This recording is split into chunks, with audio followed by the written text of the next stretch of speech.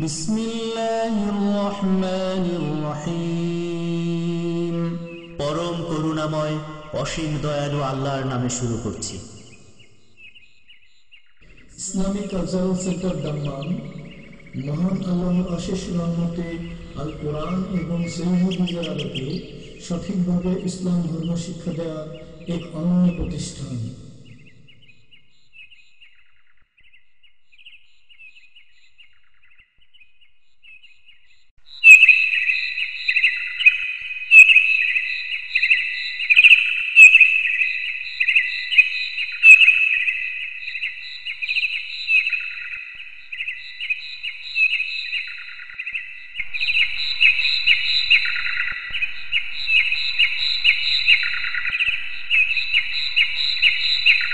বিসমিল্লাহির রহমানির রহিম। পরম করুণাময় অসীম দয়ালু আল্লাহর নামে শুরু করছি। ইসলামিক কালচারাল সেন্টার দাম্মাম মহান আল্লাহর অশেষ রহমতে আল কোরআন এবং সহিহ হাদিসের আলোকে সঠিকভাবে ইসলাম ধর্ম শিক্ষা দেওয়ার এক অনন্য প্রতিষ্ঠান।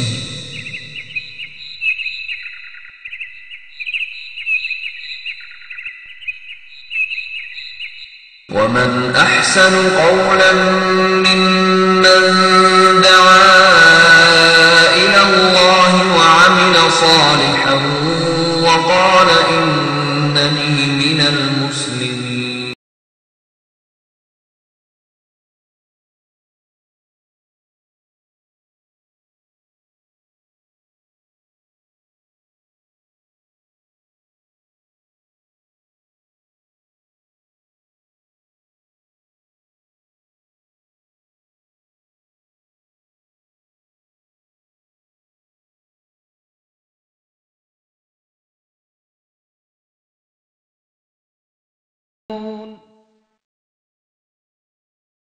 السلام عليكم ورحمة الله وبركاته. إن الحمد لله نحمده ونستعينه ونستغفره ونعوذ بالله من شرور أنفسنا ومن سيئات أعمالنا من يهده الله فلا مضل له ومن يضلله فلا هادي له وأشهد أن لا إله إلا الله وحده لا شريك له وأشهد أن محمدا عبده ورسوله صلى الله تعالى عليه وعلى آله وصحبه وسلم تسليما كثيرا. أما بعد فقد قال المؤلف رحمه الله تعالى باب صفات الصلاة. عن أبي هريرة رضي الله عنه أن النبي صلى الله عليه وسلم قال إذا قمت إلى الصلاة فأسبغ الوضوء ثم استقبل القبلة فكبر ثم اقرأ ما تيسر معك من القرآن ثم اركع حتى تطمئن راكعا ثم ارفع حتى تعتدل قائما ثم اسجد حتى تطمئن ساجدا ثم ارفع حتى تطمئن جالسا ثم اسجد حتى تطمئن ساجدا ثم افعل ذلك في صلاتك كلها.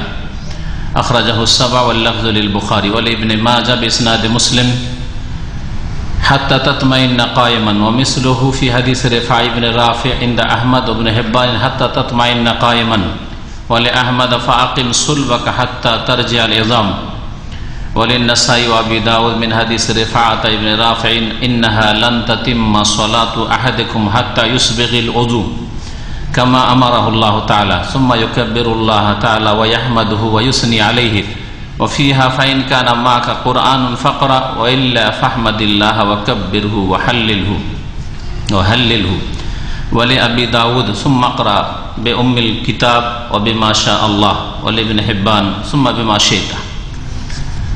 সম্মানিত ভাতৃমণ্ডলী, আল্লাহ পাক রব্বুল আলামিনের সমস্ত প্রশংসা যে আল্লাহ পাক কোরআনে কারীম নাযিল করেছেন এবং তার রাসূলকে পাঠিয়ে কোরআনে কারীমে যেসব বিধিবিধান উল্লেখ করা হয়েছে তার পূর্ণতা দান করেছেন রাসূলুল্লাহ সাল্লাল্লাহু আলাইহি ওয়াসাল্লামের রিসালাতের মাধ্যমে, রাসূলুল্লাহ সাল্লাল্লাহু আলাইহি ওয়াসাল্লামের কথা কাজের মাধ্যমে, তার অনুমোদনের মাধ্যমে, যাকে হাদিস বলা হয়। আজকে এই সময় হাদিসের আলোচনা হবে আর বিষয়বস্তু হচ্ছে সালাত, নামাজ। আজকে নামাজ সম্পর্কে আমরা প্রথম আলোচনা শুরু করব। এই বছরে যে হাদিসগুলি বুলুগুল মারামে নবী করিম সাল্লাল্লাহু আলাইহি সাল্লামের সালাত সম্পর্কে, নামাজ সম্পর্কে লেখক উল্লেখ করেছেন, সেই হাদিসগুলি পেশ করব এবং তার সাথে সাথে আরো বেশ কিছু হাদিস যেগুলি তার সাথে বিষয়বস্তুকে সম্পূর্ণ করার জন্য প্রয়োজন সেগুলিও ইনশাআল্লাহ তাআলা পেশ করব। আর এই হাদিসগুলির আলোকে হাদিস ভিত্তিক ফিকহ, হাদিসের আলোকে ফিকাহ, যেটাকে আমাদের সমাজে ফিকাহ বলে, ফিকহ অর্থাৎ কেমন ভাবে আপনি হাদিস থেকে মাসলা মাসাইল নিয়ে আমল করবেন বাস্তব জীবনে। ফিকহ অর্থাৎ শরীয়তের জ্ঞান, এই শরীয়তের জ্ঞান, মাসলা মাসাইলের জ্ঞান কোরআন সুন্নাহ থেকে নিতে হবে, মানুষের কথা থেকে নয়। মানুষের কথা সহযোগিতা করবে, তাদের দৃষ্টিভঙ্গি, তাদের যুক্তি হয়তো সহযোগিতা করবে যে তাদের দৃষ্টিভঙ্গিটা ঠিক না ঠিক নয়, বিবেচনা করে দেখবেন। ঠিক যদি হয় তো কেন ঠিক, কোন হাদিসের ভিত্তিতে ঠিক, কোন আয়াতের ভিত্তিতে ঠিক। কিন্তু ফিকহ মানে এটা নয়, বা ফিকাহ মানে এটা নয় যেমন আমাদের দেশের সাধারণ মানুষরা, এক শ্রেণীর আলেমরা পর্যন্ত বুঝে যে মযহাবের কিতাবে যা আছে তাই ফিকাহ, আর তার উপর আমল করা ফরজ। এসব অবাস্তব কথা, যেটা শরীয়তের দৃষ্টিতে মোটেই ঠিক নয়। শরীয়তের দৃষ্টিতে ফিকহ হচ্ছে যা কোরআন সুন্নাহ থেকে প্রমাণিত, কোন আয়াত দ্বারা প্রমাণিত অথবা রাসূলুল্লাহ সাল্লাল্লাহু আলাইহি ওয়াসাল্লামের হাদিস দ্বারা প্রমাণিত। সুতরাং সালাত আদায় করবেন, নামাজ পড়বেন কেমন ভাবে, যেমন ভাবে কোরআনে কারীমে আল্লাহ পাক বর্ণনা করেছেন, আর যেমন ভাবে তার রাসূল সাল্লাল্লাহু আলাইহি ওয়াসাল্লাম তার কথা কাজের মাধ্যমে, বাস্তবে নামাজ পড়ার মাধ্যমে, সালাত আদায় করার মাধ্যমে আমাদেরকে সালাত শিখিয়েছেন। এবং নবী করিম সাল্লাল্লাহু আলাইহি ওয়াসাল্লামের প্রসিদ্ধ হাদিস, সাল্লু কামা রাআইতুমুনি উসাল্লি, তোমরা সালাত আদায় করো, নামাজ পড়ো যেমন ভাবে আমাকে সালাত আদায় করতে দেখলে, আমাকে নামাজ পড়তে দেখলে। সাহাবায়ে কেরামদেরকে সম্বোধন করেছেন, তারা দেখেছেন আর দেখার পরে তা হাদিসে বর্ণনা করেছেন, আর সেই হাদিসগুলির আলোকে আপনাকে নামাজ পড়তে হবে। তো এই হাদিস, যে হাদিসটি সামনে আছে, সেই হাদিসটি একটা লম্বা হাদিস নবী সাল্লাল্লাহু আলাইহি ওয়াসাল্লামের নামাজের বিবরণ সম্পর্কে। সিফাতুস সালাহ মানে নামাজের বিবরণ বা নামাজের বয়ান। বাবু সিফাতিস সালাহ, নামাজের বিবরণ কেমন, এই সম্পর্কে এই হাদিসটি বড় লম্বা হাদিস। এবং এই হাদিসের একটি ঘটনা আছে। সেই ঘটনাটি হচ্ছে, এমন এক ব্যক্তি, নতুন মানুষ, যে নবী করিম সাল্লাল্লাহু আলাইহি ওয়াসাল্লামের নামাজ স্বচক্ষে কোনোদিন দেখেননি। একদিন মসজিদে নববীতে আসলেন, আসার পরে নামাজ পড়লেন, সাহাবী মুসলিম হয়েছেন, কিন্তু নামাজ সুন্দর করে পড়লেন না, তাড়াহুড়া করে, অসম্পূর্ণ নামাজ। নবী করিম সাল্লাল্লাহু আলাইহি ওয়াসাল্লাম তাকে একবার নয়, দুইবার নয়, তিনবার করে ফিরালেন। ওই হাদিসটিকে এখানে সংক্ষেপ করেও এত লম্বা হাদিস। তো প্রথম অংশটুকু আগে হাদিসটা শুনিয়ে দিই, যা আবু হুরায়রা রাদিয়াল্লাহু তাআলা আনহু থেকে বর্ণিত। সেই ঘটনা হচ্ছে এইরকম যে সাহাবায়ে কেরামদের একজন নতুন মুসলিম নবী সাল্লাল্লাহু আলাইহি ওয়াসাল্লামকে দেখলেই, নবী সাল্লাল্লাহু আলাইহি ওয়াসাল্লামের সাথে একবার সাক্ষাৎ করলে সাহাবী হয়ে যান। নবী করিম সাল্লাল্লাহু আলাইহি ওয়াসাল্লামের সাথে একবার ঈমানের অবস্থায় দেখা হইলেই সাহাবী। কিন্তু নবী সাল্লাল্লাহু আলাইহি ওয়াসাল্লাম থেকে স্বচক্ষে দেখে বা শুনে নবীর নামাজ শিখেননি। নাম ছিল তার খাল্লাদ বিন রাফে। খাল্লাদ বিন রাফে দাখাল আল মসজিদে, একদিন মসজিদে প্রবেশ করলো। ফাসাল্লা সালাতান গায়রা মুজজিয়া, এমন নামাজ পড়লো যেটা যথেষ্ট নয়। নামাজ কমের পক্ষে যাতে যথেষ্ট হয়, মানে কবুল হওয়ার যোগ্য হয়, এটা হচ্ছে সর্বনিম্ন নামাজ। আর আরেকটা নামাজ হচ্ছে নামাজ কামেলা, সালাতান কামেলা, পূর্ণাঙ্গ নামাজ, আরো সুন্দর করে নামাজ পড়া, লম্বা করে নামাজ পড়া, লম্বা তেলাওয়াত, লম্বা সেজদা, লম্বা রুকু, এটা হচ্ছে পূর্ণাঙ্গ নামাজ। তাহলে কমের পক্ষে সলাতুন মুজজিয়া হইতে হয়, মানে আজজা ইউজি মানে যথেষ্ট হওয়া, চলার মতো, কবুল হওয়ার যোগ্য।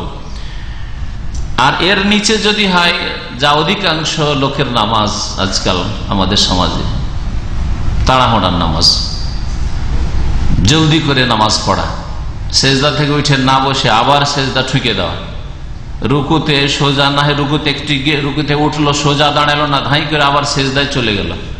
হ্যাঁ, এইরকম নামাজ, বিশেষ করে দেশীয় তারাবির নামাজ, এই নামাজ যথেষ্ট নামাজ নয়, কবুল হওয়ার যোগ্য নামাজ নয়। তাই কমের পক্ষে সালাতুন মুজজিয়া, যথেষ্ট নামাজ মানে কবুল হওয়ার যোগ্য নামাজ পড়তে হবে। আর তার চাইতে সুন্দর হচ্ছে, ভালো হচ্ছে যে পূর্ণাঙ্গ পারফেক্ট নামাজ পড়তে হবে, কামেল নামাজ পড়লেন। এই বিষয়টি এই হাদিসগুলির আলোকে জানবেন। তো ওই ব্যক্তি, তার নাম কি বললাম, খাল্লাদ বিন রাফে, রাফের ছেলে খাল্লাদ। দাখাল মসজিদে, মসজিদে প্রবেশ করলো, ফাসাল্লাহ সালাতান গায়রা মুজজিয়া, এমন নামাজ পড়লো যা যথেষ্ট নাই, কবুল হওয়ার যোগ্য নাই। ওয়ান নবী সাল্লাল্লাহু আলাইহি ওয়াসাল্লাম ইয়ানজুরু ইলাইহি, সেই সময় নবী করিম সাল্লাল্লাহু আলাইহি ওয়াসাল্লাম দেখছিলেন, হয়তো জামাত হয়ে গিয়েছিল, আর তার নবী সাল্লাল্লাহু আলাইহি ওয়াসাল্লাম বসেছিলেন, আর লোকটি আসলো, নামাজ পড়লো। ফালাম্মা ফারাগা মিন সালাতি, যখন নামাজ থেকে সেই ব্যক্তি ফারিগ হলো, মানে নামাজ শেষ করলো, যা এলেন নবী সাল্লাল্লাহু আলাইহি ওয়াসাল্লাম, তখন নবী সাল্লাল্লাহু আলাইহি ওয়াসাল্লামের কাছে আসলে, আসার পরে ফাসাল্লাম আলাইহি, সালাম করল। ফারাদ্দা আলাইহি সালাম, রাসূলুল্লাহ সাল্লাল্লাহু আলাইহি ওয়াসাল্লাম সালামের জবাব দিলেন। সুম্মা কাল, তারপর বললেন, ইরজে ফাসাল্লি, ফিরে যাও, ফাসাল্লি, হ্যাঁ, অতঃপর সালাত আদায় করো, নামাজ পড়ো। ফাইন্নাকা লাম তুসাল্লি, নিশ্চয়ই তুমি নামাজই পড়োনি। নামাজ পড়েছিল না পড়েনি? হ্যাঁ, কিন্তু নবী সাল্লাল্লাহু আলাইহি ওয়াসাল্লাম কি বললেন, তুমি নামাজ পড়োইনি, মানে এই নামাজ পড়া না পড়া সমান। যখন কবুল হওয়ার যোগ্যই হয়নি তো নামাজ যেন পড়োইনি। একজন নামাজ পড়েনি আর আরেকজন মুরগির ঠোকর মার, দানা খাওয়ার মতো করে নামাজ পড়লো, পাখির ঠোকর মারার মতো। এই নামাজ আর বেনামাজ দুটো সমান, এই হাদিস প্রমাণ করে। ফাইন্নাকা লাম তুসাল্লি, নবী সাল্লাল্লাহু আলাইহি ওয়াসাল্লাম মিথ্যা কথা বলেন, তাই না? অতিরঞ্জন বাড়াবাড়ি কথা তো নবী সাল্লাল্লাহু আলাইহি ওয়াসাল্লামের জবান মোবারক দিয়ে বেরোতে পারে না।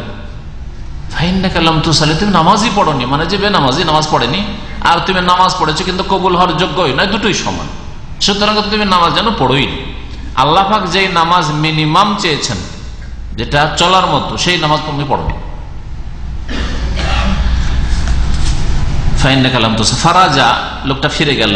ও আমেলা ফি সালাতিহি সানিয়া কামা আমেলা ফি সালাতিল উলা, দ্বিতীয়বার আবার নামাজ পড়লো যেমন প্রথমবার নামাজ পড়েছিল।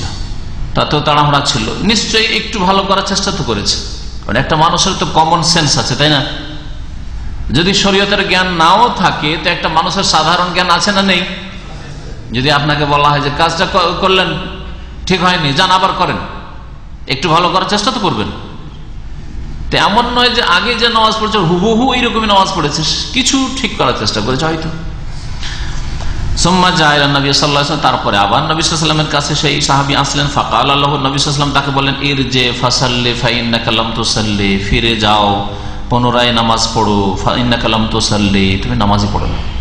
আবার গিয়ে নামাজ পড়লো, আবার ফিরে এসে সালাম করলো, নবী সাল্লাল্লাহু আলাইহি ওয়াসাল্লামের জবাব দিলেন। তারপরে আবার বললেন, ইরজি ফাসাল্লি ফাইন্নাকা লাম তুসাল্লি, ফিরে যাও, হ্যাঁ, আবার নামাজ পড়ো, কেন তুমি নামাজই পড়োনি। সালাসা মাররাত, 3 বার করে নবী সাল্লাল্লাহু আলাইহি ওয়াসাল্লাম ওই লোকটিকে ফিরিয়ে দিলেন। 3 বার করে লোকটি নামাজ পড়লো। তারপরে 3 বার নামাজ পড়ার পরে আবার একই নামাজ পড়ে এসে আবার সালাম করলেন ওই সাহাবী। তখন নবী সাল্লাল্লাহু আলাইহি ওয়াসাল্লাম বললেন, নামাজ তো হয়নি তোমার। ফাকসামার রাজুল, তখন ওই লোকটি সাহাবী আল্লাহর শপথ করে বললেন, ওয়াল্লাহি মা উহসানু গায়রা হাযা, আল্লাহর শপথ করে বলছি এর চাইতে ভালো নামাজ আমি পড়া জানি না। আহসান, ইহসান মানে ভালো করা, হাসান মানে সুন্দর, ভালো। মা উহসানু গায়রা, গায়রা মানে না হাযা, এর ব্যতীত, এর ছাড়া ভালো আমি জানি না। মা উহসানু গায়রা হাযা ফাআল্লিমনি, সুতরাং ইয়া রাসূলুল্লাহ আপনি আমাকে শিখিয়ে দেন। এটা হচ্ছে নমনীয়তা। একজন বেদুইন হইল, তাদের মধ্যে এই আখলাক চরিত্র ছিল। আজকাল যদি কোন নামাজি ভুল করে আর তাকে শিখান, কোন আলেম শিখায়, তো শয়তান তাকে ধরে নেয়। অহংকার, তাকাব্বুর, অহংকার। আপনি শিখাতে এসছেন, আর যদি কিছুই না বলে তা আপনার দিকে গরম মেজাজ দেখে ওকে বলছেন যে আপনার নামাজে তো ঠিক করলেন, আপনি নামাজ তো পড়লেন, এটা তো ঠিক হলো না, হ্যাঁ, আপনি যে এত তাড়াহুড়া নামাজ পড়লে এটা ঠিক হলো না। এই গত সপ্তাহে এটা উর্দু ভাষী নামাজের পরে এটা লম্বা টানে সেজদা দিয়েছে, সালাম ফেরার পরে দোয়াটা করলো আমার পাশে নামাজ পড়ে এই মসজিদে, এটা লম্বা সেজদা দিয়েছে। সেজদা থেকে উঠে সেই লোকটা যেমন বসছে, সালাম করে বললাম যে কেমন আছো, ভালো আছো, এইসব জিজ্ঞাসা করার পরে তো কথা বলার জন্য একটু রাস্তা চাইছে, তো রাস্তা দিচ্ছে না, প্লেস দিচ্ছে না কথা বলার। তা বুঝতে পেরেছে ও বিদাতপন্থী আছে যে আমার এই সিজদার উপরে কিছু বলবে, হয়তো কথা বলার জন্য প্রথমে একটা ভূমিকা বানবো। তো কেমন আছেন, ভালো আছেন, কোথায় কাজ করেন, বলছে আপনার কেমন মতলব, ভাই কোথায় কাজ কাম করেন, একটু রাস্তা খুঁজছি যে একটু কথা বলার সুযোগ। ডাইরেক্ট যদি বলি এটা ভুল করলেন তো বিপদ। ও রাস্তাকে এমন কলব বন্ধ আছে, তার কথাবার্তা বন্ধ, কথাই বলবেন আমার সাথে, চান্সই দিচ্ছে না। তখন দেখলাম যে তার বেশি দুনিয়ার কথা বলতে চাই না, তো ঠিক আছে সরাসরি ওইটাই বলি যে এই যে সেজদাটা করলেন এটা কিসের সেজদা, কেন কেন কেউ তারা বলে যে এই সেজদা কিসের, বলছে দোয়া, সেজদার মধ্যে দোয়া কবুল হয়। আমি বললাম বাবা সেজদার মধ্যে যে দোয়া কবুল হয় ওটা নামাজের মধ্যে কার সেজদা, নামাজের বাইরে সেজদা তেলাওয়াত ছাড়া আর সেজদায় শুকুর ছাড়া 3 নম্বরের কোন সেজদা নেই, শুনে রাখেন ভালো করে। সেজদায় তেলাওয়াত কোরআনে কারিমে কতটি সেজদা আছে? 15টি, 14টা না 15টি বলবেন জি। 14টা ফেকার কিতাবে আছে, দেশীয় ফেকার কিতাবে, কিন্তু হাদিসে 15টি আছে। ফেকাকে চেক করতে হবে হাদিস দিয়ে, বুঝতে পারলেন? মানে মানুষের কথাকে, মানুষের মতামতকে, আমাদের কথাগুলিকে চেক করতে হবে রসুলের হাদিস দিয়ে। রাসূলুল্লাহ সাল্লাল্লাহু আলাইহি ওয়াসাল্লামের হাদিসে সূরা হজে 2টো সেজদা আছে, আর সূরা সদেও সেজদা আছে। এই সূরা সদের সেজদা আর সূরা হজের 2টো না একটা, এই নিয়ে দ্বিমত আছে আইম্মা কেরামদের। ইমাম শাফির কাছেও 14টা, কিন্তু সূরা সদটা অফ, সূরা সদ নেই, আর সূরা হজে 2টো আছে। আর ইমাম আবু হানিফার কাছেও 14টা, সূরা সদ আছে, কিন্তু সূরা হজে 1টা 2টো নেই। আর সহিহ হাদিস মোতাবেক প্রমাণিত সূরা হজেও 2টো আছে, আর সূরা সদেও সেজদা আছে, বুঝতে পারলেন? তাহলে ইমাম শাফিরও ভুল হইতে পারে, আর ইমাম আবু হানিফা রহমতুল্লাহও ভুল হইতে পারে, রহমতুল্লাহ আলাইহি আজমাইন, ঠিক না? আমারও ভুল হইতে পারে, হচ্ছে। ভুল হলে সব সময় ছেড়ে দেবেন, ছেড়ে দেওয়া ফরজ। ভুল হলে ছেড়ে দেওয়া ফরজ, শুধু জায়েজ নয়, ছেড়ে দেওয়া ফরজ। আর আমাদের দেশে যে ফার্সিতে একটা কথা আছে, আর ওটার বাংলা আছে যে খাতায় বুজুর্গান গিরফতান খাতাস্ত, কি বুঝলেন? আমাদের সাথে ওয়াজ তো ফার্সি ভাষা না বললে ওয়াজই হয় না, যদি একটা শুনেন ফার্সি, আমরাও জানি কিন্তু বলি না। খাতায় বুজুর্গান গিরফতান খাতাস্ত, খাতা মানে ভুল, আর বুজুর্গান মানে বুজুর্গরা, বহুবচন, বুজুর্গের বহুবচন সে বুজুর্গান। গেরেফতান মানে ধরা, গেরেফত মানে পকড়াও করা, খাতা আস্ত মানে ভুল, আর আস্ত মানে হয় বা আছে, রয়েছে, এগুলি অর্থ আস্ত মানে। তো বড়দের ভুল ধরাও ভুল, আমাদের বাঙালি সমাজে একটা কথা আছে, বড়দের ভুল ধরাও ভুল না, বড়দের অপমান করা ভুল, ভুল ধরা ভুল নেই, শুনে রাখেন ভালো করে, কারেকশন করেন। যেগুলি ভুল কথা আছে সেগুলির কারেকশনের প্রয়োজন আছে। বড়দের ভুল ধরা ভুল নয়, বড়দের মানহানি করা, অপমান করা ভুল। বড়দেরকে সংশোধন করতে হবে। তার যদি ব্যক্তি জীবনের ভুল হয় তাহলে নির্জনে, তার ভুল দিয়ে যদি কারো ক্ষতি না হয় তাহলে একা একা, আর তার ভুল দিয়ে যদি অন্যের ক্ষতি হয় তাহলে যাদের ক্ষতি হচ্ছে তাদের সামনে। শুনে রাখেন ভালো করে। কোন বড় মানুষ, বড় বাপও হইতে পারে, আলেমও হইতে পারে, আর দাদাও হইতে পারে, কোন মুরব্বী হইতে পারে, ঠিক না? যদি তার টাকরার নিচে কাপড়, তার ভুল দিয়ে আমার ক্ষতি আছে, আপনাদের ক্ষতি আছে? একটা বুড়ো লোক দাড়ি পাকা, টাকরার নিচে কাপড়, তাতে আপনাদের কারো ক্ষতি হবে? তাহলে এতগুলো লোকের সামনে তাকে বলবেন যে কি দাড়ি পেকে গেছে আর দাড়ি রেখেছেন মিয়া, আর টাকরার নিচে কেন কাপড়, বলবেন না? অপমান করলেন, অপমান করা ভুল। ভুল ধরা ভুল না, একা পেয়েছেন, বেরোচ্ছে, সালাম আলাইকুম, কেমন আছেন, ভালো আছেন, টাকরার নিচে কাপড়, এটা তো হারাম, এটা তো কাবিরা গুনাহ, এটা বলা জরুরি, বুঝতে পেরেছেন? তাহলে ভুল ধরা ভুল না, অপমান করা ভুল।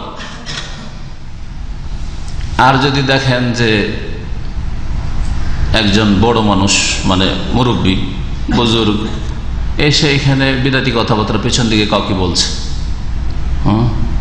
অন্য জায়গায় আমাদের ই হয়, ফাজাল আমলের দর্শ হয়, হ্যাঁ, তবলিগ নিসাবের শিক্ষা হয়, যাবেন তো কি করবেন? একা একা বলবেন? ওকে একা একা বলবেন? সবার সামনে জানিয়ে দেবে যে এখানে একজন কিন্তু এই যে বিদাতের দিকে ডাকছে।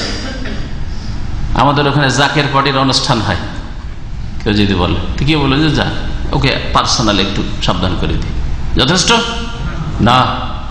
যেহেতু শিরক বিদাতের দিকে দাওয়াত দিচ্ছে, সুতরাং সবার সামনে তাকে বলতে হবে, যাতে অন্যরা যারা জানে না জাকের পার্টি কি জিনিস, হাটরসি কি জিনিস, আর চিস্তিয়া কি জিনিস, সাবেরিয়া কি জিনিস জানে না, তারা যাতে করে ভুল পথে না চলে যায়, বিভ্রান্ত না হয়। কারণ দাঁড়িয়ে নিয়ে এসছে আর আসার পিছনে বসে আবার ওই শিরক বিদাতের দাওয়াত দিচ্ছে। সুতরাং সবার সামনে বলতে হবে, এটা মানহানি নয়, আল্লাহর খাতিরে বলতে হবে, দিনের খাতিরে বলতে হবে, বুঝতে পেরেছেন? তো কি বলতে বলতে এত দূর গেলাম?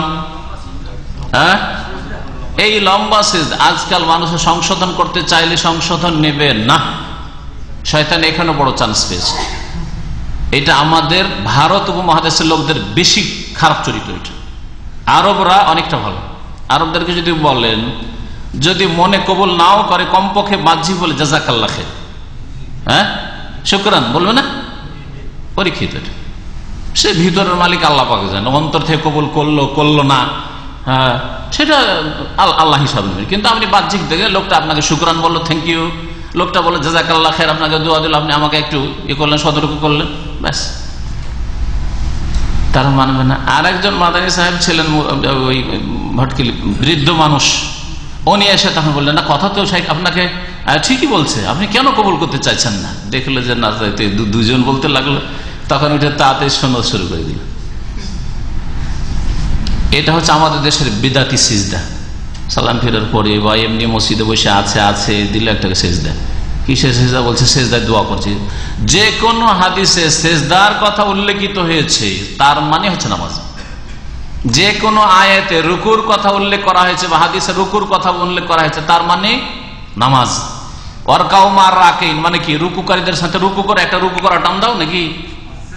কেউ যদি বলে যে কোরআনে তো রুকুর কথা আছে, ওয়ারকাউ মার রাক, রুকুকারীদের সাথে রুকু করো, সুতরাং 2-3 জন এসো আর একটা রুকু করে টান দাও মসজিদ থেকে, চলবে না? রুকু মানে নামাজ। এখানে ওয়ারকাউ মার রাকিন মানে সাল্লু মাল মুসল্লিন, মুসল্লিদের সাথে নামাজ পড়ো, যে নামাজের মধ্যে একটা রুকু আছে প্রত্যেক রাকাতে, ওই রকমই সেজদা করো। কোরআন আল্লাহ বলছেন, হ্যাঁ, যে আল্লাহকে সেজদা করো, ফাসজুদু লিল্লাহি ওয়াবুদু। ফাসজুদু লিল্লাহ মানে কি? সেজদা করবে, টান দেবে, শুকরানা সেজদা। আর কি বললাম? তেলাওয়াতের সেজদা ছাড়া অন্য কোন সেজদা নেই। আর একটা কথা বলতে গিয়ে বলেছিলাম যে কোনো মানুষের ভুল হইতে পারে, ভুল ধরা ভুল নাই, কিন্তু মানহানি করা ভুল। আর ভুল ধরলে মানুষ বিভ্রান্ত হবে। যেমন এই মাসলায় যদি আমি না বলি যে 15টা সেজদা আছে, না 14টা ইমাম সাহেব বলেছেন ওটাও ঠিক এটাও ঠিক, তাহলে আমি খিয়ানত করলাম দিনের। কারণ এই ক্ষেত্রে আপনারা তাহলে হক জানতে পারবেন না, এই ক্ষেত্রে সতর্ক করা জরুরি।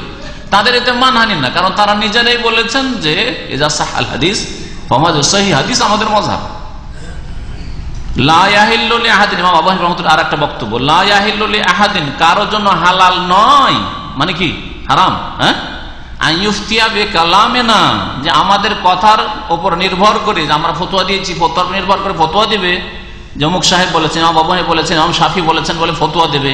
মালাম ইয়ারিফ, যতক্ষণ পর্যন্ত জানবে না, মিন আইনা কুলনা, কোথা থেকে এই কথাটি বললাম, কোন আয়াতের ভিত্তিতে বললাম, কোন হাদিসের ভিত্তিতে বললাম, বুঝলেন না? তাহলে তারা বলেছেন যে ফতোয়া দিতে চাও তো আমাদের কথার উপর নির্ভর করে ফতোয়া দিও না যে অমুক সাহেব বলেছেন, বরং ফতোয়া দিবেন কিসের ভিত্তিতে? কোনখান থেকে, কোন উৎস থেকে নিয়েছেন, কোন আয়াত থেকে মশলাটা নিয়েছেন, কোন হাদিস থেকে মশলাটা নিয়েছেন। তো এইরকম আমাদের দেশে অনেক কথায় ভুল আছে, বড়দের ভুল ধরা ভুল, এ কথাটা ভুল। এইরকমই আল্লাহর বিনা কি, বিনা হুকুমে গাছের পাতা ডনে না, কথাটা ঠিক না ভুল? ভুল। এই কথার সংশোধন আছে, আল্লাহর বিনা ইচ্ছাই গাছের পাতা ডনে না, হুকুম না, হুকুমের জায়গায় ইচ্ছা ঠিক, আর হুকুম লাগালে ভুল। আর কেমন করে এটা ভুল আর কেমন করে সহি, এগুলো অনেক সময় আলোচনা করেছে, ওদিকে গেলে হাদিসের দর শেষ হয়ে যাবে, আর আজকে আবার পানি নেই আর একটা কথা। ওই জন্য তাড়াতাড়ি সারতে হবে, যাতে আপনারা খেয়ে দিয়ে নিজের উজুর ব্যবস্থা করেন কোথা থেকে। আল্লাহ পাক সব কিছুর ইসলাহ করে। তো নবী করিম সাল্লাল্লাহু আলাইহি ওয়াসাল্লামকে ওই ব্যক্তি শপথ করে বললেন যে ওয়াল্লাহি, আল্লাহর কসম করে বলছি, মা হোসেন গায়রা হাযা, এর চাইতে ভালো জানি ফাআল্লিমনি, সুতরাং শিখিয়ে দেন। শিখতে চাওয়া, না জানলে শিখতে চাওয়া, এটা জ্ঞানীর পরিচয়। নবী করিম সাল্লাল্লাহু আলাইহি ওয়াসাল্লাম বলেছে ইন্নামা শিফাউল ইয়ে আস-সাওয়াল, অজ্ঞতার চিকিৎসা হচ্ছে জ্ঞানীকে জিজ্ঞাসা করে নেওয়া। আপনি জানেন না, আপনার মধ্যে রোগ আছে, সুতরাং এই রোগের চিকিৎসা হচ্ছে আস-সাওয়াল, মানে সাওয়ালু আহলিল ইলম, আলেমকে, জ্ঞানীকে, কোরআন সুন্নাহ যে জানে তাকে জিজ্ঞেস করে নাও, যে আপনার চাইতে বেশি জানে তাকে জিজ্ঞাসা করে নাও।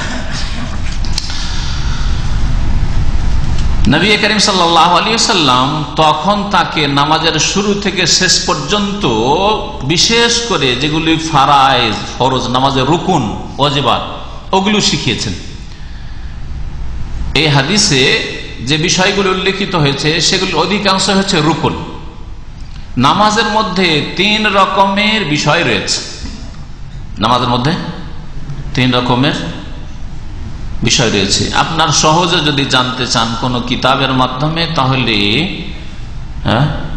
আদ-দুরুসুল মুহিম্মা, আরবি কিতাবের নাম, ছোট্ট একটা পুস্তিকা, শেখ ইবনে বাজ রাহমাতুল্লাহ আলাইহি, যার বাংলা অনুবাদ আমি করেছি। কিতাবটার নাম হচ্ছে জনসাধারণের জন্য গুরুত্বপূর্ণ শিক্ষা।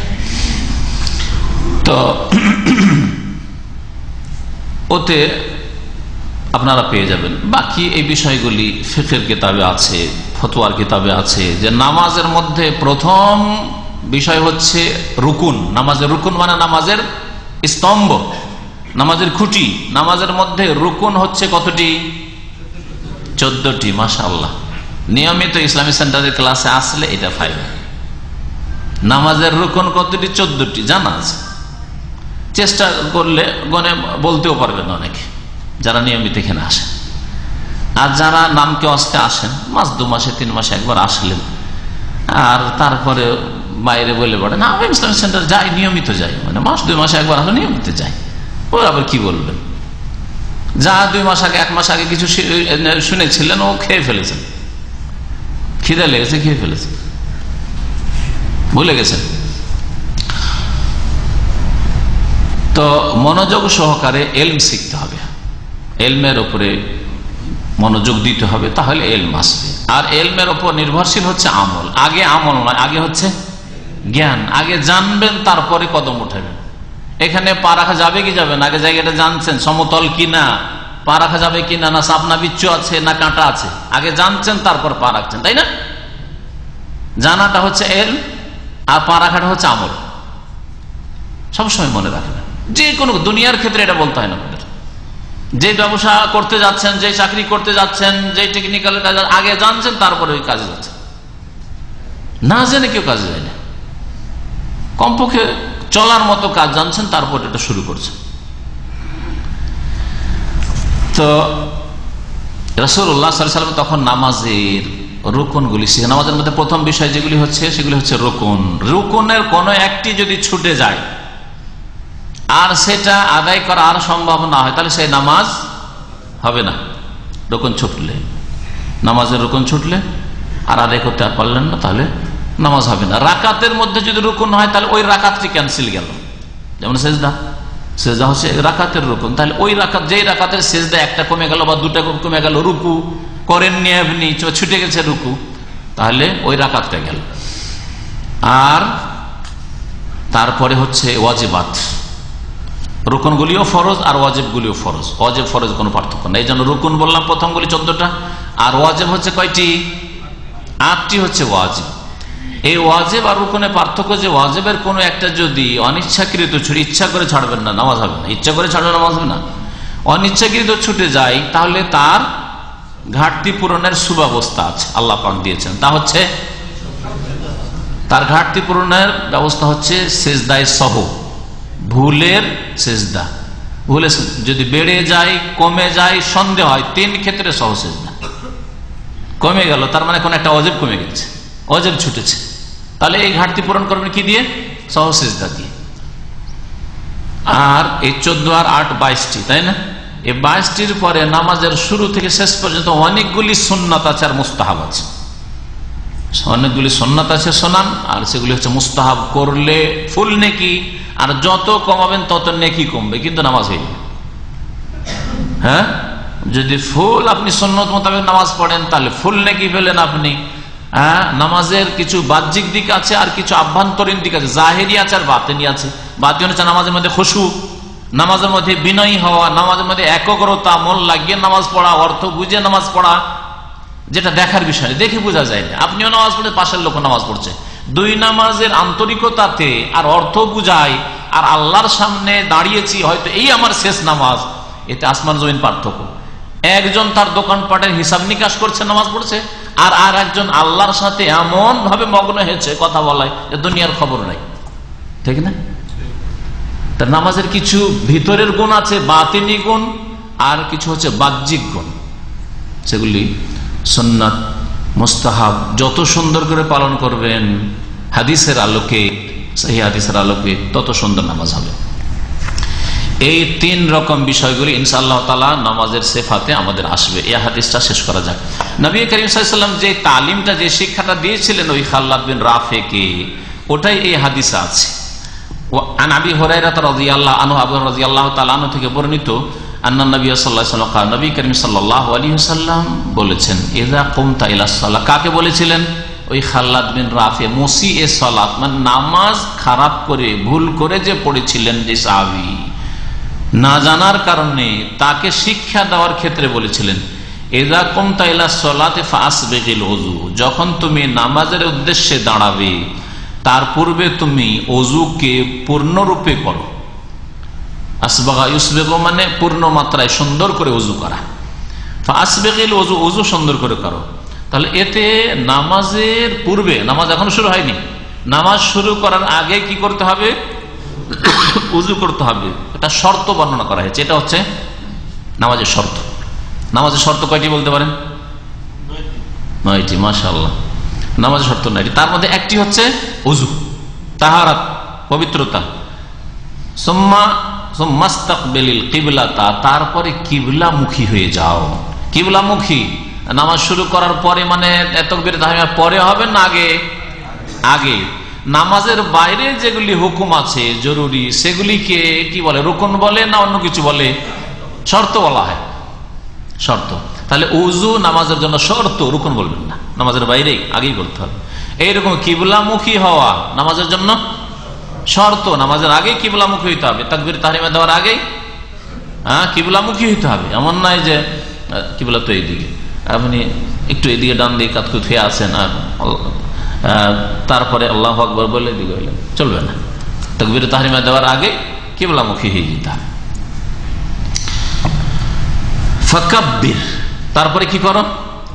তাকবীর দাও। ফাকাব্বির, তাকবীর দাও। নবী সাল্লাল্লাহু আলাইহি ওয়াসাল্লাম বললেন যে নিয়ত পড়ো। হ্যাঁ, তালাফফুজ বিন নিয়া, নাওয়াইতু পড়ো। তালাফফুজ বিন নিয়া মানে নামাজ নিয়ত উচ্চারণ করো। আছে হাদিসে? কোন আলেমকে যদি বলে যে নিয়ত পড়া মুস্তাহাব, তাহলে তাকে বলেন যে আপনার মত পর্যন্ত সময় দিয়েছে শেখ মতিউর রহমান, আপনার মত পর্যন্ত সময় দিয়েছে, 1 বছর 2 বছর না, মরা পর্যন্ত সময়। যে কোনো একটা হাদিসে নামাইতু পড়া আছে, যতদিন বাঁচেন সময় থাকলো একটা হাদিস দিতে হবে, সহিহ হাদিস আছে, একটা হাদিস দিতে হবে। চলেন জয়ীফ হাদিস, আর একটু ডিসকাউন্ট দিল, জয়ীফ হাদিস দলিল নাই, তারপর নেই সেই জন্য দিলাম, না হলে দিতাম না, কারণ জয়ীফ হাদিস দলিলই নয়, আসলে দুর্বল, যে বিস্ত সূত্রে প্রমাণিত হইল না, ও দলিলই নয় আসলে। তারপরে যেহেতু নাই, জয়ীফও নেই, সেই জন্য একটু ছাড় দিলাম। হ্যাঁ, জাল বানিয়ে নিতে পারে, জালের দরজা কিয়ামত পর্যন্ত খোলা আছে। আচ্ছা, তারপরে আসবে আপনার আর একটা আমাদের দেশে প্রচলিত নতুন কাজ আছে, সেটা হচ্ছে তাকবীর তাহরিমার আগে আর কি করে? নাওয়াইতটা আগে পড়েন না, যায় নামাজের দোয়া আগে পড়ে, যায় নামাজের দোয়া আগে। তাহলে তাদের নামাজ আমাকেও শিখতে হবে বলার জন্য আপনাদের, কারণ এই নামাজটা হাদিসে নাই, সুতরাং পাইনি। তো যায় নামাজের দোয়া পড়ার নেই, আসছে ওই দোয়া কখন পড়তে হবে, তখন ইনশাআল্লাহ তাআলা আগামী সপ্তাহে বিস্তারিত শুনবেন। ইন্নী ওয়াজহাতু ওয়াজহিয়া লিল্লাযী ফাতারাস সামাওয়াতি, যে দোয়াটি আছে সহিহ মুসলিমের হাদিস, হাদিসে আছে সহিহ হাদিস, কিন্তু পড়ার জায়গাতে তারা ভুল করেছে, তাকবীরের আগে নয়, সেই জন্য পরে আগামী সপ্তাহে বিস্তারিত আলোচনা হবে তাকবীরের পরে। সানার জায়গায় ব্রেন খুলেন, তাহলে বুঝতে পারবেন যে কোনখানে ভেজাল আছে। হ্যাঁ, ভেজাল এই সৌদি আরবের কোরআন হাদিসের শিক্ষাতে এখানে ভেজাল আছে না দেশে যে শিক্ষা সে ভুল শিক্ষা দেওয়া হচ্ছে ভেজাল আছে, বুঝতে পারবেন। তাহলে যদি নিয়ত পড়তে হয় তো সবকিছুতেই পড়তে হবে। হ্যাঁ, সমস্ত নেক আমলে পড়তে হবে। বাপ্পার কাছে টাকা পয়সা ড্রাফ করছেন, এখানে সাংবাদিকের পাশে ড্রাফ করছেন, না হয়তো পড়েন না? কেন না হয়তো পড়েন না? ওটা নেকির কাজ, সওয়াবের কাজ নয়? বরং ওটাও তো ফরজ। বাপ মায়ের সেবা করা, বাপ মায়ের খেদমত করা, বাপ মায়ের কাছে এলাজের জন্য, খাওয়া দাওয়ার জন্য টাকা পয়সা পাঠানো, ওটাও তো ইবাদত নাকি? ওয়াবিল ওয়ালিদাইনি ইহসানা, ইবাদতের পরে আল্লাহ বলেছেন আল্লাহ তা'বুদু ইল্লা ইয়াহু ওয়াবিল ওয়ালিদাইনি ইহসানা। তো ওয়ালিদাইনের সাথে ইহসান করার জন্য তো টাকা পাঠিয়েছেন। যাই হোক, নবী করিম সাল্লাল্লাহু আলাইহি ওয়াসাল্লাম কি শিখালেন ওই লোককে? ফাকাব্বির, তাকবীর দাও। নাওয়াই তো শিখাননি, ইক্তাদাই তো বিহাযাল ইমাম শিখাননি, আনা ইমামুল লিমান হাযার আমাল, একাই নামাজ শুরু করেছে ওই লোকটি। দেখো এটা বইলে শুরু করো, কারণ হইতে পারে তোমার পিছনে কেউ আসতে পারে, ঠিক কিনা? টিভিতে যেসব ইসলামিক টিভিতে, বাংলাদেশে কয়েকটা ইসলামিক টিভি, ইসলামের নামে টিভি আছে, তো ইসলামিক টিভিতে যেসব বক্তারা আসছে, আর আবার অনেকে তাদের মধ্যে বিদআতপন্থী আছে যারা নিয়ত পড়ার সমর্থনে আছে, তাদেরকে জিজ্ঞাসা করছে আপনারা তো ওখানে নেকির কাজে আসছেন, তো ওখানে বলছেন যে আনা মুদাররিসুন লিমান হাযারা ফি টিভি ওয়া লাম ইয়াহযুর, আমি আলোচনা করছি যারা টিভিতে এখন হাজির হয়েছেন, টিভির সামনে, পর্দার সামনে, আর যারা এখন আসেনি, কিছুক্ষণ পরে আসবেন, 10 মিনিট যাওয়ার পরে, তাদেরও আমি দর্শ দিচ্ছি, তাদেরও ইসলামিক আমি স্পিচ দিচ্ছি। বলছেন তারা, কেন বলেন না? আল্লাহ পাক যেন তাদেরকে বুঝার তৌফিক দান করেন। ওইখানে বলা লাগে না, আর নামাজে বলা লাগে। এর আগে বলেছি যাকাতে কোনো ব্যক্তি বলে না, জাকাত দেওয়ার সময় বলে যে না হয়তো জাকাতা, তো নামাজ যেমন ফরজ, জাকাত ওইরকম ফরজ। শুধু নামাজে বলেন, আর রোজাই বলেন, আর হজে বলেন, কালেমা পড়াই বলেন আমি নিয়ত করছি কালেমা পড়ার, হ্যাঁ বলছেন কখনো? অথচ কালেমা পড়া হচ্ছে ইসলামের প্রথম রুকন, নামাজের আগে। নবী সাল্লাল্লাহু আলাইহি ওয়াসাল্লাম তাকবীর দিয়ে নামাজ শুরু করতে বললেন, ফাকাব্বির, তাকবীর দিয়ে নামাজ শুরু করো। আর নিয়ত করতে হবে। নিয়ত যখন বললাম তো নিয়ত করতে হবে, নিয়ত পড়তে হবে না, নিয়ত করতে হবে। নিয়ত করাটা নামাজের আগেই, তো ওটাও একটা শর্ত, ওটা একটা শর্ত। আর নিয়ত অন্তরে করবেন। আর যখনই আপনি নামাজের জন্য দাঁড়াচ্ছেন, তখন আপনার মনে এমনিতে অটোমেটিকলি নিয়ত হচ্ছে। হ্যাঁ, নিয়ত মানে অন্তরের সংকল্প, ইচ্ছা। ইচ্ছা কি? আমি এখন নামাজ শুরু করতে যাচ্ছি, তাই না? এর নাম হচ্ছে নিয়ত। আসলে আলাদা করে ওর জন্য 10 সেকেন্ড সময় দিয়ে দাঁড়াইতে হবে, তারপরে না, 5 সেকেন্ডও নেই ওর জন্য। এমনিতে যেমনই দাঁড়াচ্ছেন, একামত হলো, দাঁড়িয়েছেন, অথবা নিজে একা নামাজ পড়ছেন, দাঁড়িয়েছেন, কিবলা মুখ হয়েছেন, তখনই যে নিয়তটা হচ্ছে আমি কি করছি এখন, ওটার নামই হচ্ছে নিয়ত। এর জন্য পৃথক আলাদা সময় লাগেন। এই নিয়ত অবশ্যই আছে, অন্তরের নিয়ত করা, অন্তরের সংকল্প, ইচ্ছা করা, এটা শরীয়তে আছে। ফাকাব্বির, নামাজ শুরু হবে তাকবীর থেকে। সুম্মা ইকরা মা তায়াসসারা মাকা মিনাল কোরআন, অতঃপর তুমি পাঠ করো তোমার সাথে যা সহজ হয় কোরআনের থেকে। কোরআনের যে অংশটুকু তোমার জন্য সহজ হয় তা পাঠ করো। এখানে একদল সুযোগ পেয়ে গেল যে কোরআনের যা সহজ হয় তাই পাঠ করতে বলা হয়, তাহলে সূরা ফাতিহা পড়া ফরজ নাই, সূরা ফাতিহা পড়া রুকুন নাই, ওয়াজিব তাদের কাছে। ইমামের জন্য পর্যন্ত তাদের কাছে সূরা ফাতিহা পড়া ফরজ, রুকুন নাই। সুতরাং ইমামও যদি সূরা ফাতিহা না পড়ে, তাদের নামাজে কি করে? তাকবীর দিল, আর দেওয়ার পরে যদি কোরআনের যেই কোনো জায়গা থেকে ছোট্ট 3টি আয়াত পড়ে, আর রহমান আল্লামাল কোরআন খালাকাল ইনসান, আল্লাহু আকবার, রুকুতে চলে গেল, নামাজ হয়ে যাবে তাদের কাছে। বুঝতে পেরেছেন? কিন্তু মনে রাখবেন যে একটি আয়াত আর একটি আয়াতের তাফসীর করে, একটি হাদিস আর একটি হাদিসের তাফসীর করে। ভালো করে মনে রাখবেন। এই হাদিসের শেষে আসছে, আবু দাউদে আছে, সুম্মা ইকরা বিউম্মিল কিতাব, ওই ব্যক্তিকে নবী করিম সাল্লাল্লাহু আলাইহি ওয়াসাল্লাম বলেছেন অতঃপর তুমি পাঠ করো তাকবীর দেওয়ার পরে উম্মুল কিতাব। উম্মুল কিতাব কাকে বলে? কিতাবের মা বা কিতাবের মূল। উম্মুন মানে মাও হয়, উম্মুন মানে মূল, শেকড়। কিতাবের মূল হচ্ছে সূরা ফাতিহা, কোরআনে কারীমের মূল, যা দিয়ে শুরু হয়েছে। আর কোরআনে কারীমে যা কিছু আছে তার দিকে সূরা ফাতিহা ইঙ্গিত আছে। হক বাতিলের লড়াই, হক থাকবে, বাতিল থাকবে দুনিয়াতে। হকপন্থী পুরস্কৃত আর বাতিলপন্থী গজবপ্রাপ্ত আর গুমরাহ দল্লিন। আল্লাহ পাক সূরা ফাতিহা উল্লেখ করেছেন। আর এই বিষয়টা গোটা কোরআনে কারিমে পেশ করা হয়েছে। হকপন্থীরাকে আল্লাহ সম্মানিত করেছেন, নূহ আলাইহিস সালাম, ইব্রাহিম আলাইহিস সালাম, মুসা আলাইহিস সালাম, ঈসা আলাইহিস সালাম। বাতিলপন্থী নূহের জাতি, আদের জাতি, আদ জাতি, সামুদ জাতি, লূত আলাইহিস সালামের জাতি, তারপরে আপনার ফেরাউন ইত্যাদি সবগুলিকে বাতিলপন্থী আল্লাহ পাক তাদেরকে ধ্বংস করেছেন। তাদের ঘটনাবলী আল্লাহ কোরআনে বয়ান করেননি? তাহলে সূরা ফাতিহা এই জন্য গোটা কোরআনে কারিমের মূল। তো একটি হাদিস আর একটি হাদিসের ব্যাখ্যা করে। তারপরে হাদিসের ক্ষেত্রে মুহাদ্দিসিন কিরামদের নিকটে রিওয়ায়াত বিল মানা, মানে নবী সাল্লাল্লাহু আলাইহি ওয়াসাল্লাম যেই শব্দ বলেছেন সেই শব্দই বয়ান করতে হবে, তার বিকল্প শব্দ মানে তার অর্থ পেশ করা যাবে না, এমন কড়া শর্ত লাগানো। এইরকম শক্ত শর্ত লাগালে অনেকে হয়তো নবী সাল্লাল্লাহু আলাইহি ওয়াসাল্লামের শব্দটা মুখস্থ রাখতে পারেন, কিন্তু ভাব অর্থ জানা আছে, ভাবটা পেশ করতে পারবে কিন্তু শব্দ পেশ করতে পারবে না। তাহলে হাদিসটা ভয়ে বয়ানই করতো না, তাহলে হাদিসটি থেকে যেটা আমাদের কাছে পৌঁছিত না। বুঝতে পারছেন কথা?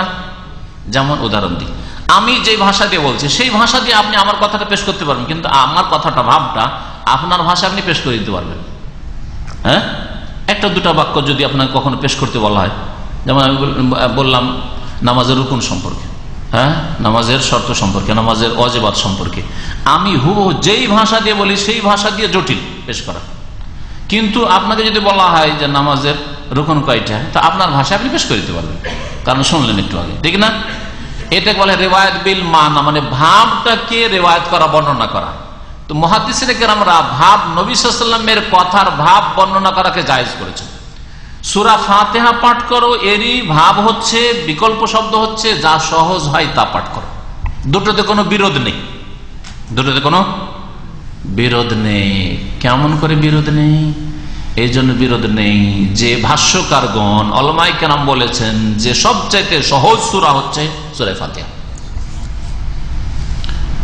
সবচাইতে সহজ সূরা হচ্ছে সূরা ফাতিহা, কারণ নবী সাল্লাল্লাহু আলাইহি ওয়াসাল্লাম এক হাদিসে বলেছেন যে সূরা ফাতিহা পাঠ, উম্মুল কিতাব পাঠ করো। আর এক হাদিস আছে ইকরা মা তায়াসসারা মিনাল কোরআন, যা সহজ হয় পাঠ করো। তাহলে একটা হাদিস আর এক হাদিসে তাফসীর করে, সুতরাং সবচাইতে সহজ আমরা ধরবো কি? সূরা ফাতিহা। আর এটা বাস্তব, এটা ছোট ছেলেকে আপনি সূরা শেখাতে লাগেন, প্রথম কোন সূরা মুখস্থ করে? সূরা ফাতিহা। এটা নিউ মুসলিমকে আমরা মুখস্থ করাই, সূরা ইখলাস, নাস, ফালাকের আগে সূরা ফাতিহা মুখস্থ হয়, সূরা ফাতিহা মুখস্থ হয়। সূরা ফাতিহা সবচেয়ে সহজ সূরা আল্লাহ পাকের নিকটে, জি, জারি আল্লাহ পাক কোরআনে কারীম শুরু করেছেন।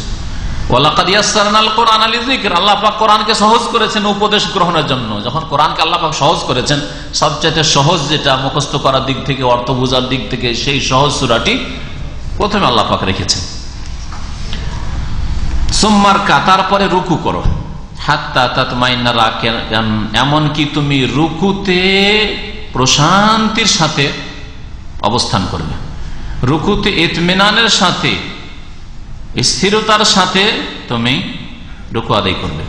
সুম্মার ফা, তারপরে তুমি মাথা উঠাও রুকু থেকে, হাত্তা তাতাদিলা কায়মান, এমনকি তুমি সোজা, তাতাদিলা মানে সোজা হয়, ইতিদাল, আর কায়মান মানে দাঁড়ানো, সোজা হয়ে দাঁড়াবে। তাহলে রুকু থেকে উঠে সোজা দাঁড়াইতে হবে। রুকু থেকে উঠলেন, প্রথম কথা রুকু তাতমাইন্না রাকিয়ান, রুকুতে এমন ভাবে রুকু করতে হবে যাতে মাথা পিঠ বরাবর হয়। এইরকম রুকু অনেকের না, এরকম চলবে না। হ্যাঁ, তারপরে রুকু থেকে উঠে সোজা দাঁড়াইতে হবে, তাতাদিলা কায়মান। সুম্মাসজুদ, তারপরে সেজদা করো, হাত্তা তাতমাইন্না সাজিদান, এমনকি সেজদাতে তুমি প্রশান্তি গ্রহণ করো, ইতমিনানের সাথে, ধীর স্থিরের সাথে রুকু এই সেজদাতে থাকেন। তাহলে সেজদায় গেলেন, মাথা ঠেকালেন আর উঠে গেলেন না, এরকম চলবে না। সুম্মারফা, তারপরে সেজদা থেকে মাথা উঠাও, হাত্তা তাতমাইন্না জালিসান, তারপরে ধীর স্থিরতার সাথে ইতমিনানের সাথে বসো। তাহলে দুই সিজদার মাঝখানেও বসতে হবে ইতমিনানের সাথে, সেজদা থেকে একটু উঠে আবার সেজদা, একটাই সেজদা করতে হবে। যারা সেজদা থেকে একটু উঠলো, অর্ধেকটা উঠলো, বসেনি, আর আরেক সেজদা দিয়ে দিল, একটি সেজদা করতে হবে, দুটো সেজদা নয় উলামায়ে কেরামদের নিকট। কারণ নবী সাল্লাল্লাহু আলাইহি ওয়াসাল্লাম ইতমিনানের সাথে বসতে বলেছেন। সুম্মাসজুদ, তারপরে সেজদা করো, হাত্তা তাতমাইন্না সাজিদান। এই দুই সিজদা করতে হবে, কিন্তু হাদিসে সংক্ষেপ করা হয়েছে। সুম্মা ফালযালিকা ফি সালাতি কুল্লিহা, তারপরে তোমার পুরো নামাজে, মানে এক রাকাত নামাজের বাহ্যিক আমলগুলি শিখিয়ে দিলেন।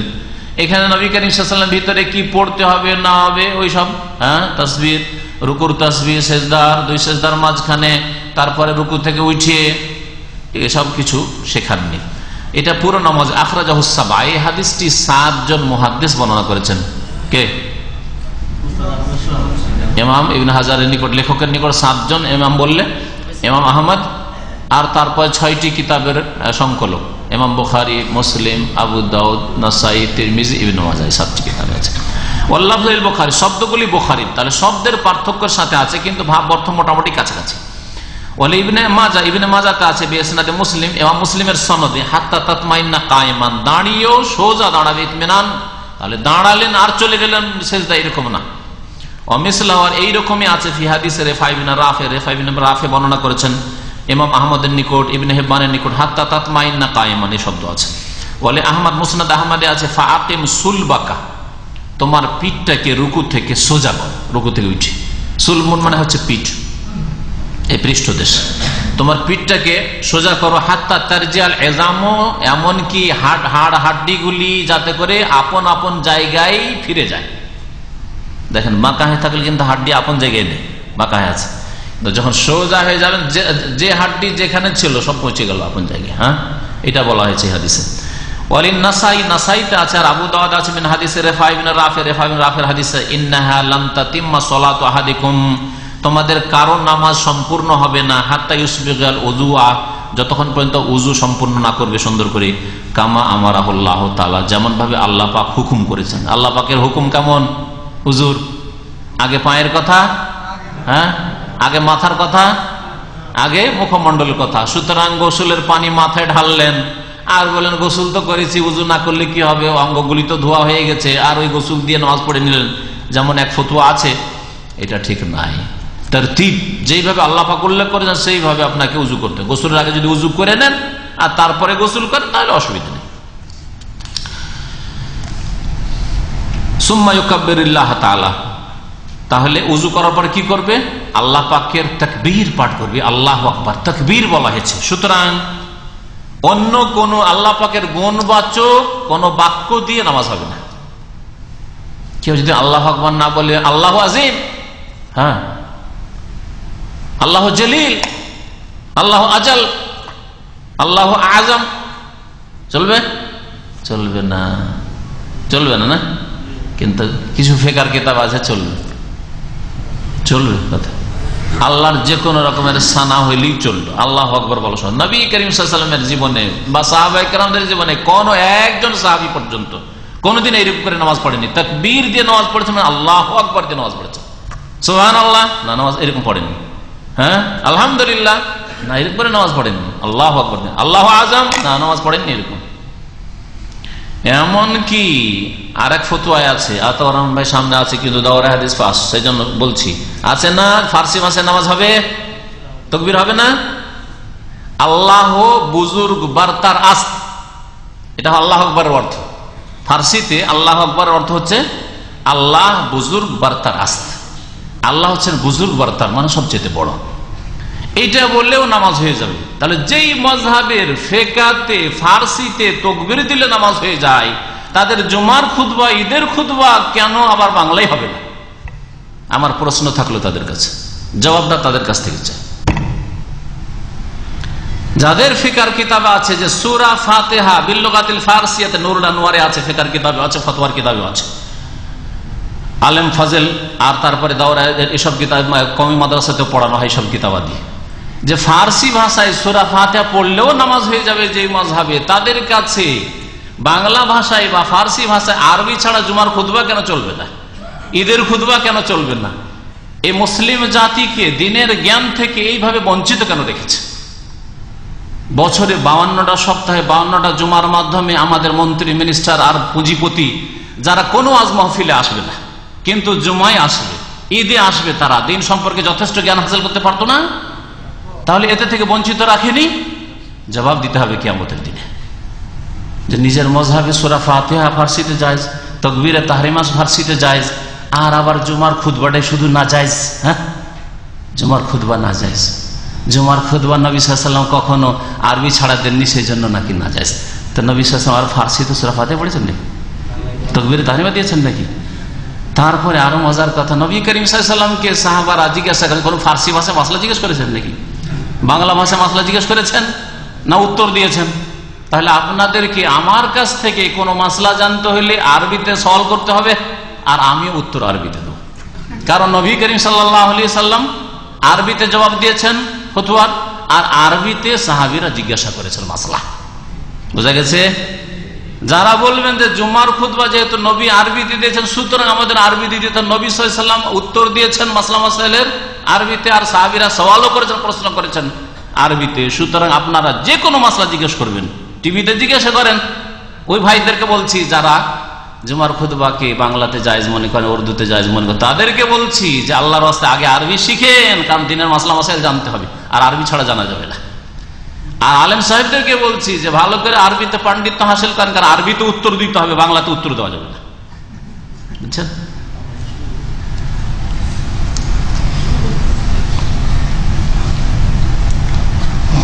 সেটা যখন ঠিক নয়, আসলে সওয়াল জবাব যে কোনো ভাষায় করা যাবে, জুমার খুতবা ঈদের খুতবাও যে কোনো ভাষায় করা যাবে, যেই ভাষার লোক সেখানে সিংহভাগ সেখানে সেই ভাষাতে খুতবা হওয়া উচিত, বক্তব্য হওয়া উচিত। খুতবা মানে বক্তব্য, জুমার খুতবা মানে জুমার বক্তব্য, আর ঈদের খুতবা মানে ঈদের বক্তব্য। নবী করিম সাল্লাল্লাহু আলাইহি ওয়াসাল্লাম আরো বলেছেন ওই হাদিসটাই, যে হাদিসটা রিফা বিন রাফে থেকে নাসাই আর আবু দাউদ আছে, ফাইন কানা মাকা কুরআনুন, তোমার কাছে যদি কোরআন থাকে, মানে কোরআন যদি মুখস্থ থাকে, ফাকরা, তাহলে কোরআন পাঠ করো, ওয়া ইল্লা, আর যদি মুখস্থ না থাকে, ফাহমাদিল্লাহ, আল্লাহ পাকের প্রশংসা করো, ওয়া কাব্বিরহু, আল্লাহ পাকের মহত্ব বড়ত্ব বয়ান করো, ওয়া হাল্লিলহু, লা ইলাহা ইল্লাল্লাহ পাঠ করো। এটা কার জন্য? যেই ব্যক্তি নতুন মুসলিম হয়েছে তার জন্য।